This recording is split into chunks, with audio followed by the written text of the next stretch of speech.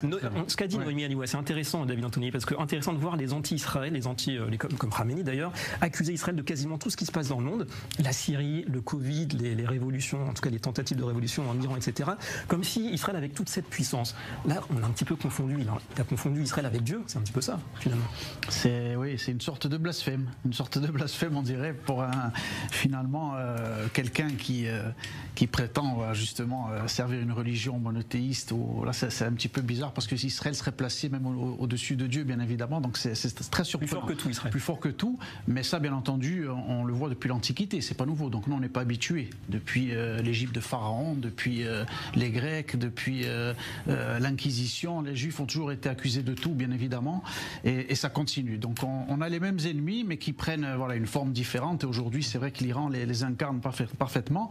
Maintenant, pour revenir à la Syrie, c'est vrai que c'est intéressant de voir cette composition du Moyen-Orient. Alors il y a plusieurs choses. C'est vrai que là, à l'instant T, bien évident que cette rupture, on peut dire, du croissant chiite, elle est positive pour Israël, bien évidemment, puisqu'on était en guerre, et c'est vrai que la Syrie représentait une menace justement par les... Un anneau d'encerclement. Un anneau d'encerclement avec les bases avancées de l'Iran, que justement, comme l'a dit tout à l'heure Raphaël dans son édito, qu'on a depuis une dizaine d'années, qu'on frappe systématiquement, voilà, toutes ces transferts d'armes par la Syrie, etc. Donc c'était très important. Bien évidemment que Bachar al-Assad était notre ennemi. C'était un axe très stratégique et un danger, bien entendu, potentiel énorme contre Israël. Et le fait qu'on a été attaqué justement le 7 octobre, c'est un effet domino. Le Hamas, qui ont été complètement anéantis, le Hezbollah.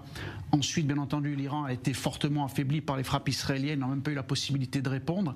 Et d'ailleurs, ce qu'il faut savoir ce soir, David, c'est important aussi, bien sûr qu'Israël, il faut savoir que sur des sources sécuritaires sérieuses, aurait repoussé des avions iraniens qui ont tenté de prêter main forte à Bachar al-Assad. Ça, c'est vrai. Ça, c'est vrai. Donc, bien entendu qu'Israël, aujourd'hui, a un rôle important par rapport à ce qui s'est passé, mais ce sont les conséquences, c'est pas directement Israël. Maintenant, ce qu'il faut savoir aussi, c'est que la Turquie joue un rôle extrêmement important dans ce qui se passe. Il faut savoir que la population syrienne, David, près de 3/4 de la population syrienne sont des sunnites et non des chiites. Et donc les frères musulmans font un travail souterrain depuis les années 80. C'est-à-dire qu'ils sont en attente d'une chute finalement de ce qui est en train de se passer. Il y a un programme, il y a un agenda. Il y a un agenda certainement d'Erdogan par rapport à ce qui est en train de se passer, qui lui justement, qu'est-ce qu'il veut faire Erdogan, si on peut essayer de prévoir rapidement ce qu'il veut faire, c'est que déjà il veut éviter l'établissement d'un État, on va dire, kurde en Syrie. Donc pour lui, ça c'est un objectif extrêmement important. Et il y a une forme de vengeance aussi, parce que pour lui, c'était une sorte d'État laïque, la Syrie. Donc lui, c'était pour lui un État hostile aux frères musulmans. Donc automatiquement, il va essayer d'avancer son pion là-bas. Mais pour Israël, en tout cas aujourd'hui, à l'heure où on parle, c'est quelque chose de très positif. Symétrie, présence turque au nord.